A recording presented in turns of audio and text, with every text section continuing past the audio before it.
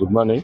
एक Shrikant head constable उन्होंने guard in charge है या कबूतर खाने पे हमारे पुलिस आउटपोस्ट में उन्होंने गार्ड इंचार्ज है। गार्ड चल रहा है वहाँ पर, गार्ड इंचार्ज है। 1 बजे गार्ड चढ़ाने के बाद 1:30 बजे तक बात करके उन्होंने रेस्ट रूम में सो गए।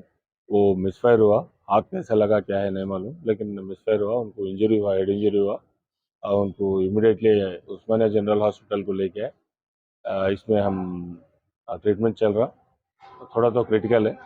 अगर थोड़ा चांसेस है तो हम डॉक्टर्स के अगर बोले तो बाहर दूसरा हॉस्पिटल को भी शिफ्ट कर दे। वो मिसफायर हुआ है, फिलहाल तो वही इन्फॉर्मेशन है। हम लोग केस दर्ज करके तहकीकात कर रहे हैं। साहब ये मिसफायर कहाँ पर हुआ सर? ये कबूतर खाने के पास पुलिस आउटपोस्ट में जो गार्ड है वहाँ पर। सर ये ड्यूटी पे थे सर, इन्हों श्रीकांत आपको बोला ना गार्ड इंचार्ज, गार्ड इंचार्ज का मतलब ड्यूटी पे है ना। Right, thank you. ओके, शुक्रिया।